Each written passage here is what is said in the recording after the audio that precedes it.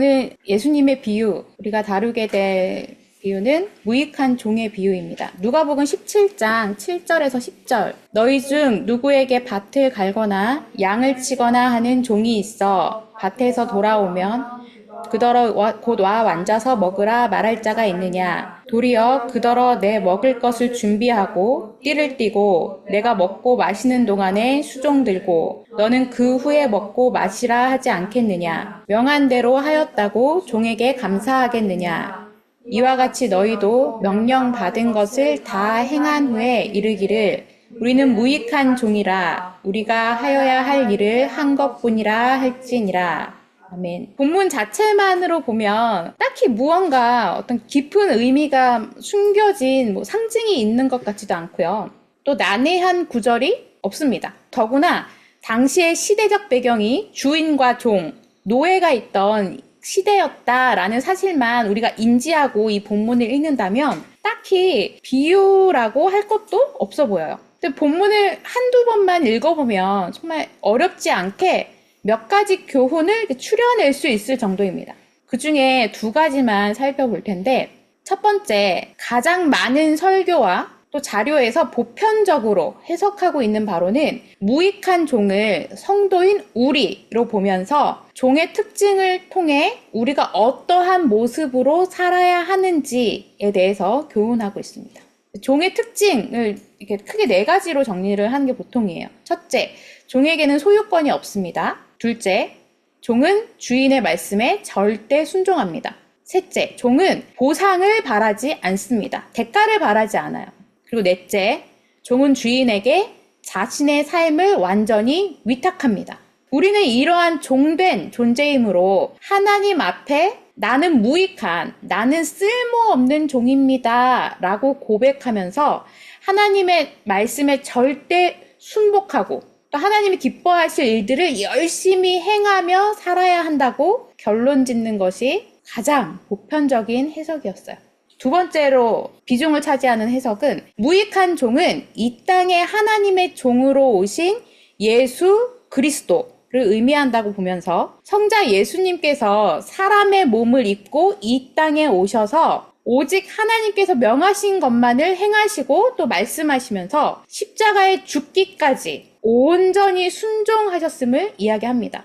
그러면서 우리도 예수 그리스도께서 스스로 낮추셔서 종이 되신 그 모습을 본받아 우리의 삶을 온전히 헌신하고 봉사하며 또 생명까지 기꺼이 내어놓는 그리스도의 종된 삶을 살아야 한다는 해석이었습니다. 그리고 이 두 가지 해석은 공통적으로 우리가 그러한 삶을 살아내면서도 나는 무익한 종입니다. 나는 내가 해야 할 일을 한 것뿐입니다. 라는 겸손의 고백까지 뱉어내야 한다는 그런 식의 교훈으로 마무리를 짓고 있었습니다. 물론 이 두 가지 해석이 완전히 100% 잘못된 해석이라고 할 수는 없어요. 분명 어떠한 면에서는 우리가 하나님의 종으로서 우리의 삶에 대한 주권이나 자유, 특히 우리가 종됨의 영성을 배웠을 때 세 가지에 대한 포기가 있었잖아요. 시간과 물질과 의지에 대한 그 자유, 이 세 가지에 대한 자유까지도 기꺼이 포기하는 삶을 살아야 하는 것이 맞습니다. 그리고 성자 하나님이신 예수님께서 사람의 몸, 곧 종의 형체를 입고 이 땅에 오신 것처럼 예수님의 제자요, 예수님의 종인 우리도 마땅히 그 예수님을 본받아 그러한 종된 삶을 살아야 하는 것도 맞아요. 하지만 이러한 해석은 다음에 두 가지의 이유로 인해서 조금은 아쉬운 해석이라고 볼 수 있습니다. 첫 번째 이유, 이러한 해석은 오로지 본문 7절부터 10절까지의 이 네 구절만을 따로 떼어놓아 보았을 때 충분히 유추할 수 있는 해석이라는 거예요. 그동안 예수님의 비유 시리즈를 다루면서 여러 차례 반복하여 말씀드렸던 내용이죠. 한동안 언급을 안 했던 것 같긴 한데 혹시 우리가 비유를 살펴볼 때 반드시 기억하고 놓치지 말고 살펴봐야 하는 두 가지가 있었습니다. 첫 번째, 예수님께서 비유로 말씀하셨을 당시의 시대적 배경, 그리고 사회 문화적 배경을 살펴봐야 한다는 것과 두 번째로 비유 본문의 앞뒤, 문맥을 살펴야 한다는 것이었습니다. 그래서 오늘 비유를 잘못 해석하게 하는 가장 큰 실수는 바로 비유 본문의 앞 앞뒤 문맥을 살피지 않았다는 것에 있습니다.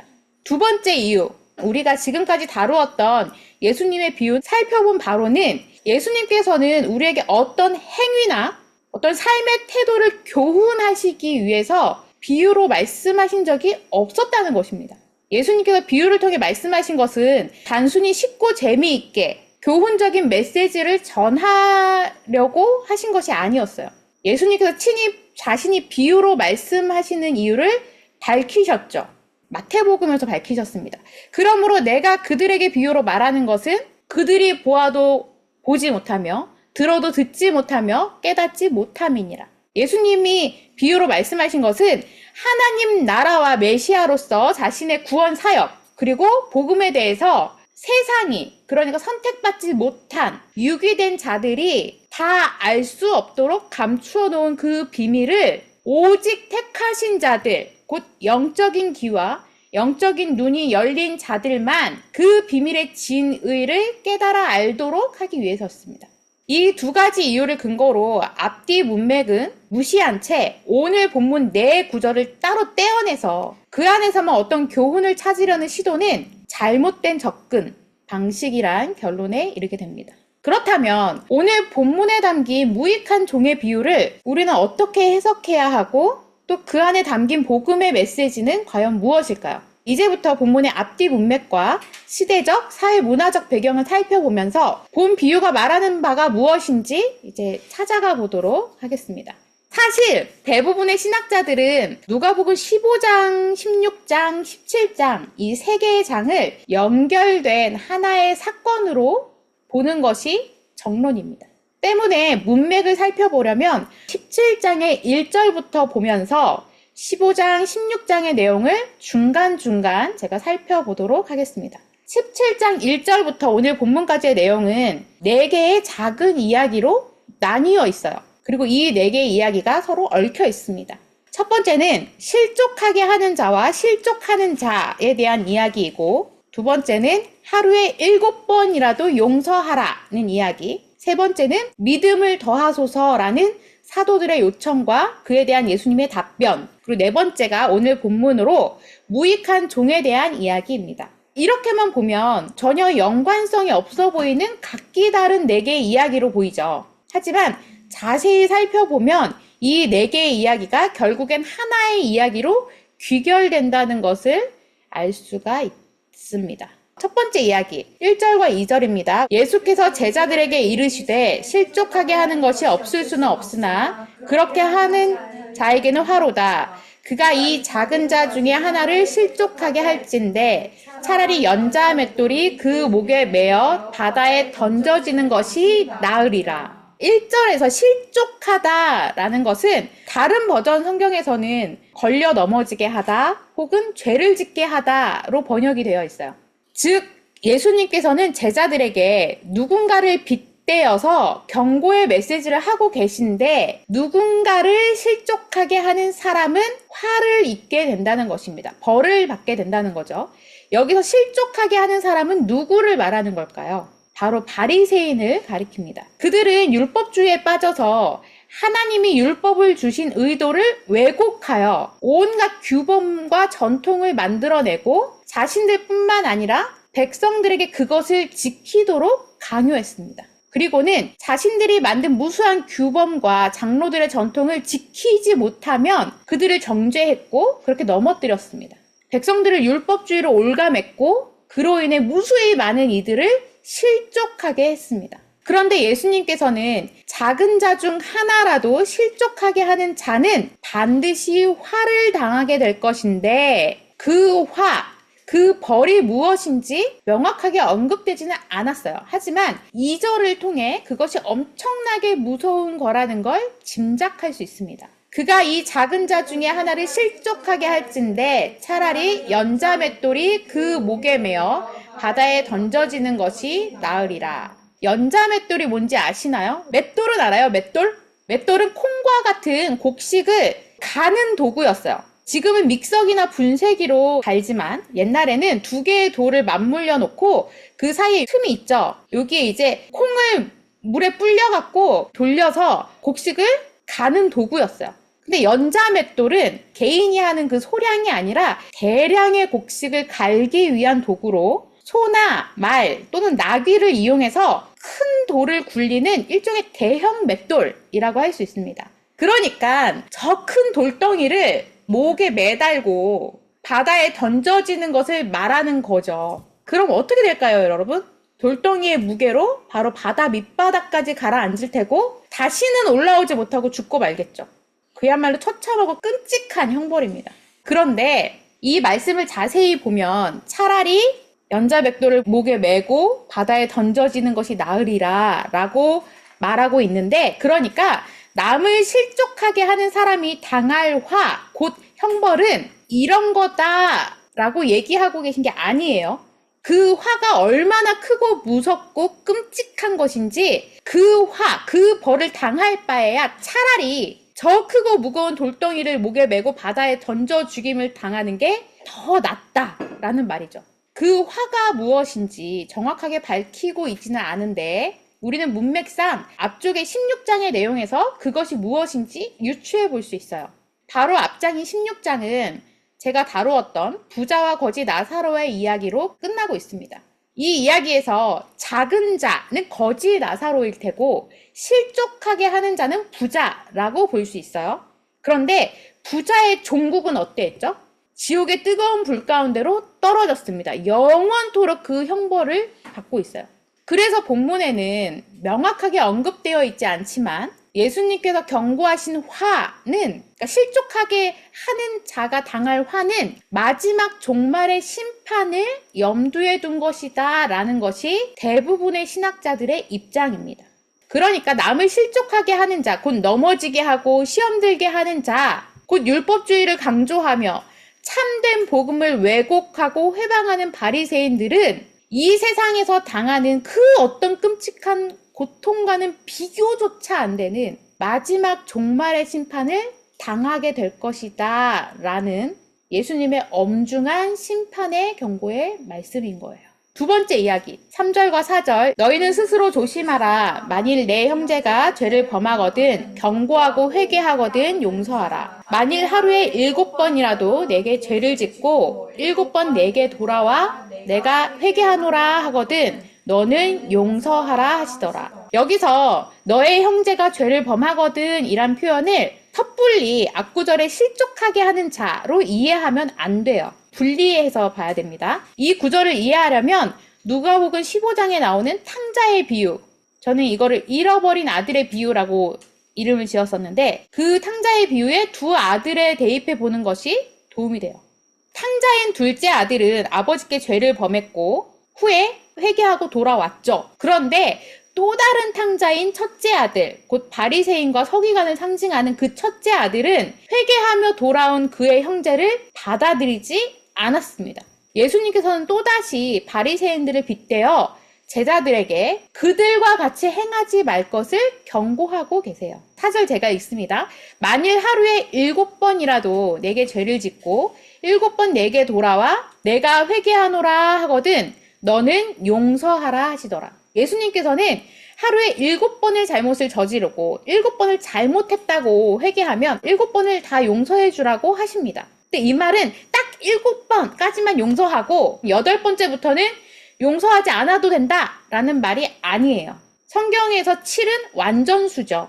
잘못을 계속 끊임없이 저질러도 그가 용서를 구하고 회개한다면 계속 끊임없이 용서해 주라는 거예요. 과연 어머니이신 여러분, 아버지이신 여러분, 우리 가운데 이렇게 끊임없이 용서하고 또 용서해 줄 수 있는 분이 계실까요? 그런데 예수님은 갑자기 왜 용서하라는 행위를 말씀하고 계신 걸까요? 잘못을 뉘우치고 돌아오는 형제를 끊임없이 용서하라고 말씀하신 그 의도는 과연 무엇일까요? 이는 다음 부분을 살펴보면서 우리가 그 답을 찾아갈 수 있어요. 세 번째 이야기로 넘어갑니다. 5절, 6절. 사도들이 주께 여짜오되 우리에게 믿음을 더하소서 하니 주께서 이르시되 너희에게 겨자씨 하나일 만한 믿음이 있었더라면 이 뽕나무더러 뿌리가 뽑혀 바다에 심기어라 하였을 것이요 그것이 너희에게 순종하였으리라. 오늘 읽는 이 구절들이 굉장히 조금씩 우리에게 너무나 익숙한 구절들이죠. 그리고 다른 복음서에도 조금 비슷한 그런 구절들이 여러 곳에 있습니다. 이거와 비슷한 구절이 또 뭐가 있죠? 겨자씨만한 믿음만 있다면 이 산을 들어 저리로 옮기고, 그 구절도 있죠. 하루에 7번이라도 형제를 용서하라는 예수님의 말씀에 제자들은 이렇게 반응합니다. 우리에게 믿음을 더하소서. 무언가 좀 이상하지 않나요? 누군가를 용서하기 위해 필요한 건 뭘까요? 믿음보다는 사랑이 아닐까요? 사랑하는 마음, 너그러운 마음, 이런 게 아닐까요? 차라리 우리에게 그렇게 하루에 7번이라도 찾아와서 빌면 또 용서해 줄 수 있는 그런 사랑을 주세요 라고 주님께 요청했다면 좀 더 자연스럽고 쉽게 이해가 될 것 같아요. 그런데 그들은 예수님께 그렇게 구하지 않고 믿음을 더하여 달라고 요청을 합니다. 여기서 우리는 인간의 아량이나 인간의 사랑으로 베푸는 그 한두 번의 용서가 아닌 7번, 아니 그 이상의 끊임없이 반복되는 잘못과 그에 대해 끊임없이 회개하는 자에 대한 용서, 그러한 온전한 용서는 인간에게서 나올 수 없다는 것을, 결단코 불가능하다는 것을 짐작할 수 있습니다. 이어지는 예수님의 답변인 6절. 주께서 이르시되 너희에게 겨자씨 한 알만한 믿음이 있었더라면 이 뽕나무더러 뿌리가 뽑혀 바다에 심기어라 하였을 것이요 그것이 너희에게 순종하였으리라. 여기서 예수님은 가정법을 사용해서 말씀하십니다. 있었더라면 이라는 가정을 하시죠. 이 있었더라면 이 말은 있다는 얘기일까요? 없다는 얘기일까요? 없다는 얘기죠. 제자들의 본래 의도는 이거였어요. 자신들에게 어느 정도의 믿음은 있는데 단지 끊임없이 용서해줄 정도의 큰 믿음 혹은 강한 믿음은 없다고 여겼던 거죠. 그래서 우리에게 믿음을 더 주세요 라고 말한 거예요. 그런데 예수님은 아니야, 너네 믿음 없어 라는 의미에서 너희에게 겨자씨 한 알만한 믿음이 있었더라면 이라고 말씀하신 거예요. 겨자씨는 그 당시 팔레스타인 지역에서는 가장 작은 씨앗으로 알려져 있었습니다. 그런데 여기서 유념할 것은 예수님께서 믿음의 크기나 믿음의 강도, 믿음의 정도를 이야기하고 계신 게 아니라는 거예요. 예수님이 겨자씨에 빗댄 것은 엄청 작다, 거의 없다는 것의 수사적 표현입니다. 또한 티끌이 아닌 아주 작은 것일지라도 그 안에 생명을 품고 있는 겨자씨에 빗댄 것은 믿음의 가장 핵심적인 본질은 생명력이라는 데 강조점이 있는 것입니다. 한마디로 제자들이 가지고 있는 그 믿음이 사실은 살아있는 믿음, 곧 참된 믿음이 아닐 수 있다는 얘기예요. 즉, 그들로부터는 예수님께서 요구하시는 진정한, 온전한 용서는 7번은커녕 단 한 번도 나올 수 없다는 것을 말씀하고 계신 것입니다. 드디어 4번째 이야기입니다. 7절만 읽을게요. 너희 중 누구에게 밭을 갈거나 양을 치거나 하는 종이 있어 밭에서 돌아오면 그더러 곧 와 앉아서 먹으라 말할 자가 있느냐. 드디어 오늘의 본문, 무익한 종의 비유가 등장을 합니다. 그런데 이 비유는 예수님이 당시의 사회적 문화를 인용해서 말씀하신 것뿐이지 종, 노예 제도를 옹호하신 것은 아니에요. 여기서 종이라는 표현은 정확히는 노예를 의미하는 단어입니다. 노예. 노예는 그 당시 사회에서 어떤 정체성을 가지고 있었냐면 사람이 아닌 물건이었어요. 그래서 7절과 8절과 9절의 내용을 보면 주인이 종을 굉장히 비인격적으로 대하는 모습이 그려지고 있습니다. 종이 밭에서 일을 하고 양도 치고 그렇게 하루 종일 일을 하고 정말 지치고 무거운 몸을 끌고 집으로 돌아왔어요. 그런데 조금이라도 쉬게 하거나 밥을 먹으라고 하지 않고 도리어 주인의 식사를 준비하게 하고 심지어 주인이 먹고 마시는 동안에 곁에 서서 수종을 들게까지 합니다. 그렇게 주인이 다 먹고 마신 후에야, 그리고 그것들 다 치우고 난 후에야 비로소 종이 먹고 쉬는 것을 허락한다는 것입니다. 그런데 종이 그토록 충성하며 주인이 명한 대로 했다고 해서 주인은 결코 종에게 고마워하지 않는다는 거예요. 감사를 표하지 않는다는 거예요. 이것은 당시 사회에서는 조금 더 이상하거나 부당한 대우가 아니었어요. 그 당시에 종의 신분을 가진 자가 살아가는 당연한 모습이었습니다. 이 짧은 이야기를 하신 후 예수님은 제자들에게 한마디 덧붙이십니다. 이와 같이 너희도 명령받은 것을 다 행한 후에 이르기를 우리는 무익한 종이라 우리가 하여야 할 일을 한 것뿐이라 할지니라. 이 구절에서 종 앞에 수식어가 붙어 있습니다. 무익한 종. 여기서 무익하다는 것은 단순히 쓸모없다라는 뜻이 아니에요. 그 당시에 종에 대한 인식에서 봤을 때 주인에게 아무런 이익이 되거나 손해가 되는 그런 존재도 안 된다는 말이에요.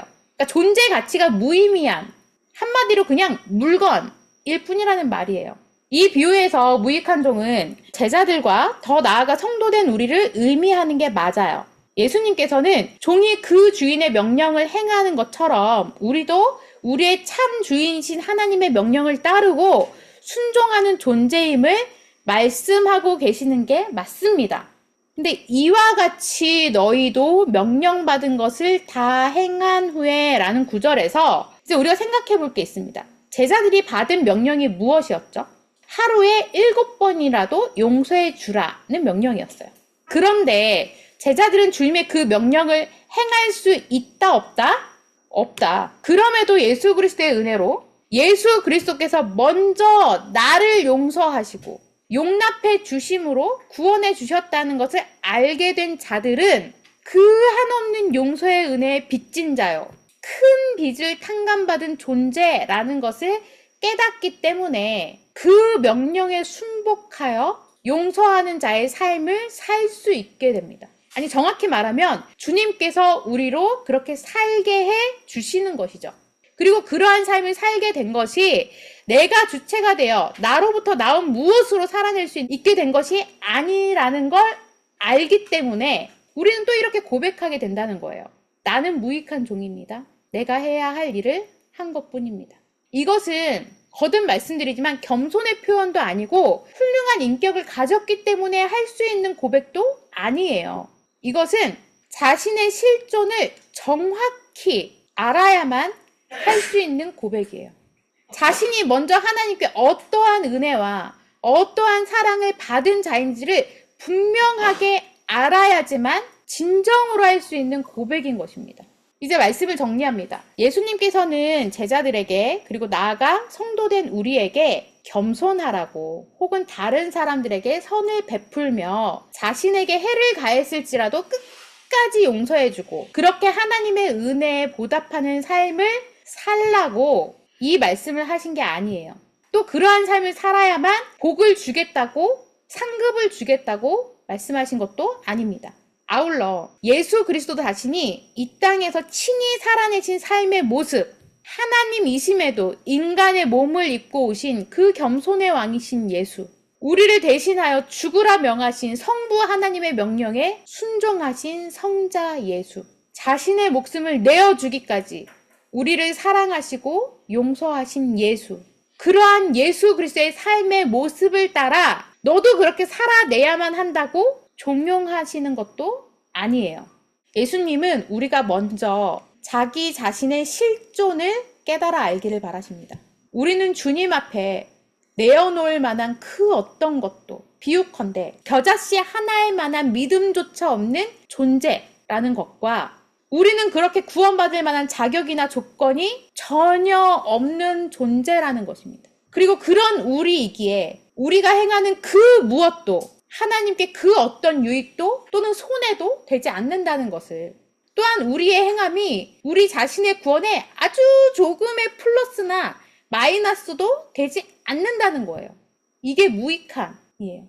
그런데 우리는 그렇게 무익한 존재요, 무익한 종임에도 불구하고 우리에게 예수 그리스도의 생명을 주시고 하나님의 일을 맡겨 주십니다.